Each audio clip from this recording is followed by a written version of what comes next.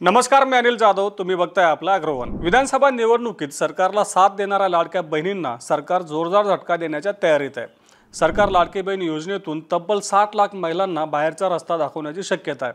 कारण सरकारनं संजय गांधी निराधार योजना, पीएम किसान, शेतकरी सन्मान योजना तसंच कृषी विभागाच्या अवजारे अनुदानाचा लाभ घेणाऱ्या महिलांची आणि यासोबतच ज्या महिलांच्या कुटुंबाकडे चारचाकी वाहन आहे आणि ज्या महिलांचे कुटुंब आयकर दाता आहे या सगळ्यांची माहिती संबंधित विभागाकडून मागून घेतली आहे. आणि या सगळ्यांच्या आधारावर आता अर्जांची पडताळणी केली जाणार आहे.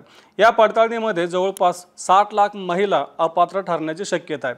तसंच या 60 लाख महिलांकडून यापूर्वी दिलेले पैसे वसूल करायचे का याचा विचार देखील सरकार करत असल्याची माहिती आहे. आता जशा निवडणुका संपल्या तसं लाडकी बहीण योजनेला सरकार कात्री लावणार, म्हणजे जास्तीत जास्त महिलांना या योजनेतून बाहेर काढणार याची चर्चा जोर धरू लागली होती. मध्यंतरी सरकारनं आम्ही यातून कोणालाही वगळणार नाही अशी एक ग्वाही दिली होती असं सांगितलं होतं. परंतु आता महिला आणि बालविकास विभागानं या महिलेचे जे निकष आहे त्या निकषांच्या आधारावर अर्जांची पडताळणी करणं सुरू केलं आहे. म्हणजेच महिलांची पडताळणी करणं सुरू केलं आहे. आता ज्यावेळी अर्ज भरणं चालू होते त्यावेळी सरकारनं सगळे नियम आणि अटी सांगितल्या होत्या, म्हणजे आधीच नियम आणि अटी घालून दिल्या होत्या. त्यासोबतच या सगळ्या नियम आणि अटी पूर्ण करूनच आम्ही अर्ज भरतोय असं एक हमीपत्र देखील या महिलांकडून भरून घेण्यात आलं होतं. हमीपत्रात असं देखील उल्लेख होता की जर आम्ही या नियम आणि अटीत बसवत नसू तर या योजनेला आम्ही अपात्र ठरू, म्हणजे सरकार आम्हाला कधी अपात्र ठरवू शकतं. म्हणजे सरकारनं हमीपत्र भरून घेतलेलं आहे आणि सरकार महिलांना या योजनेतून कधी बाहेर काढू शकतं. आता सरकार ज्या काही 5-6 अटी घालून दिल्या होत्या त्याच्याच आधारावरती पडताळणी करत आहे. आता महिला आणि बालविकास विभागाच्या काही सूत्रांनी असं सांगितलं की सरकार की ज्या महिला डीबीटी मार्फत लाभ घेतात किंवा ज्या महिला आधी सरकारच्या कुठल्या थेट लाभाचा लाभ घेत असतील तर या महिलांना फक्त फरक मिळेल. म्हणजे जर संजय गांधी निराधार योजनेतून ज्या महिलांना 1,500 रुपये मिळतात त्या महिलांना काहीच मिळणार नाही. परंतु ज्या महिलांना पीएम किसान आणि नमो शेतकरी सन्मान योजना या दोन्हीतून जर समजा महिन्याला 1,000 रुपये मिळत असतील तर त्यांना 500 रुपये मिळतील. तसंच ज्या महिलांनी कृषी विभागाच्या अवजारे अनुदान योजनेतून 1,500 रुपयांपेक्षा जास्त जर का लाभ घेतला असेल, म्हणजे तो लाभ जर 1,500 रुपयाच्या तुलनेमध्ये जास्त असेल महिन्याचा, तर त्या महिलांना देखील या योजनेतून बाहेरचा रस्ता दाखवला जाईल आणि जर कमी असेल तर त्यातला फरक दिला जाईल. मग आता या महिला किती आहेत तर संजय गांधी निराधार योजनेचा लाभ घेणारा राज्यातल्या महिला तब्बल 25 लाख आहे. या 25 लाख महिलांना महिन्याला 1,500 रुपये मिळतात, म्हणजेच या सगळ्या महिला या योजनेसाठी अपात्र ठरणार आहेत. तसंच आता शेतकरी सन्मान योजना आणि पीएम किसान या दोन योजनांचा लाभ घेणारा राज्यातल्या महिला म्हणजे शेतकरी महिला या 18,18,000 आहेत. या सगळ्या महिलांना केवळ 500 रुपये फरक मिळू शकतो असं देखील या सूत्रांचं म्हणणं आहे.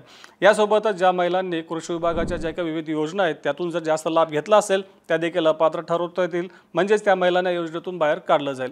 यासोबतच सरकारनं ज्या इन्कम टॅक्स डिपार्टमेंटकडून म्हणजेच आयकर विभागाकडून जे कुटुंब आयकर भरतात त्यांची देखील माहिती मागवली आहे. मग ज्या महिलांनी आतापर्यंत लाडकी बहीण योजनेचा लाभ घेतला त्या महिलांच्या अर्जासोबत या यादीची पडताळणी केली जाणार आहे, तुलना केली जाणार आहे. आणि ज्या महिलांनी अर्ज भरले परंतु त्यांचे कुटुंब आयकर भरत असतील त्यांना देखील बाहेर काढलं जाणार आहे. तसंच सरकारनं जे काही आपले परिवहन विभाग आहे की ज्यांच्याकडे वाहनांची नोंद होते त्या परिवहन विभागाकडून देखील राज्यातील किती वाहनं कोणत्या कुटुंबाकडे आहेत याची देखील माहिती मागवली. जर समजा चारचाकी वाहन असलेल्या महिलेनं अर्ज भरलेला असेल तर त्या महिलेला देखील या योजनेतून बाहेर काढलं जाणार आहे. एकूणच काय तर सरकार आता जे काही 5-6 नियम घालून दिले होते, ज्या काही अटी घालून दिल्या होत्या त्याच्या आधारावर आता पहिल्या टप्प्यामध्ये पडताळणी करत आहे. म्हणजेच जी काही माहिती उपलब्ध आहे त्या उपलब्ध माहितीच्या आधारे सगळ्या अर्जांचं एक क्रॉस व्हेरिफिकेशन म्हणजे एक पडताळणी केली जाणार आहे आणि त्याच्या आधारावरती कुठल्या महिलांना या योजनेमध्ये कायम ठेवायचं, कुठल्या महिलांना बाहेर काढायचं हे ठरवलं जाणार आहे. आणि असं सांगितलं जातं की पहिल्या टप्प्यात किमान 60 लाख महिला या योजनेतून बाहेर पडू शकतात, कारण या सगळ्या महिला या विविध योजनांचा लाभ घेणाऱ्या आहेत. आता सगळ्यात महत्त्वाचा प्रश्न की सरकारनं निवडणुकीच्या आधी तर या सगळ्या महिलांना सरसकट पैसे वाटले, मग केवळ निवडणुकीपुरता सरकारचा अजेंडा होता किंवा सरकारचं एक उद्दिष्ट होतं की फक्त निवडणुका पार पाडायच्या. तर सरसकट उघडपणे दिसतंच की सरकार निवडणुकीच्या काळामध्ये कुठल्याही महिलेला नाराज करू इच्छित नव्हतं, म्हणजे कुठलेही नियम आणि अटी न लावता सरकारने सरसकट पैसे दिले होते. परंतु आता निवडणुका संपल्यात, निवडणुकीनंतर सरकारला आता जी काही आर्थिक तिजोरी आहे त्यावर लक्ष ठेवायचं आहे. आता आपल्याला माहिती आहे की आधीपासूनच सरकारची तिजोरी खाली पडलेली आहे, त्यामुळे सरकारला विविध योजनांसाठी ज्या योजना आधीपासून सुरू आहेत त्या योजनांसाठी सरकारला पैसे देणं शक्य होत नाही आहे. म्हणजे सरकार आधी शेतकऱ्यांचं अवकाळीचं अनुदान असेल किंवा इतर ज्या काही विकासाच्या योजना असतील त्या योजनांचा निधी सध्या मिळत नाही आहे, त्यामुळे या योजना ठप्प पडल्यासारखी परिस्थिती आहे.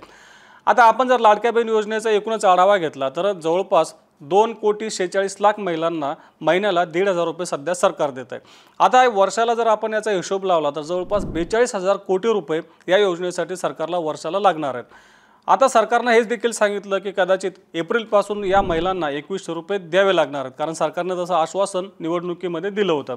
आता जर सरकारने एप्रिलपासून 2,100 रुपये देण्याचं ठरवलं तर सरकारला वर्षाला 60,000 रुपये लाडकी बहीण योजनेसाठी खर्च करावे लागतील।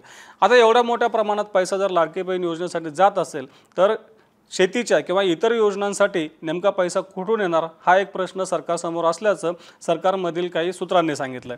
म्हणजेच काय तर लाडकी बहीण योजनेचा जो काही आर्थिक भार सरकारच्या तिजोरीवर येतोय हा भार कमी करण्यासाठी सरकार हे सगळं करतं असं देखील सांगितलं जात आहे। आता एकूणच लाडकी बहीण योजनेतून सरकारनं सुरुवातीला उद्दिष्ट ठेवलं होतं निवडणुका जिंकण्याचं। आता निवडणुका पार पडलेल्या आहे, सरकार स्थापन झालंय आणि नियमांची कात्री लावली जाईल हे निवडणुकीच्या आधी देखील सांगितलं जात होतं, परंतु आता खुद्द सरकारी पातळीवर याची अंमलबजावणी केली जाते।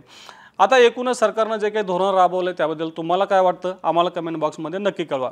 तसं रोज सायंकाळी 8 वाजता मार्केट इंटेलिजन्सच्या सेगमेंटमधून आपण शेतीमालाचा बाजारभाव, सरकारची धोरणं यांचा आढावा घेत असतो।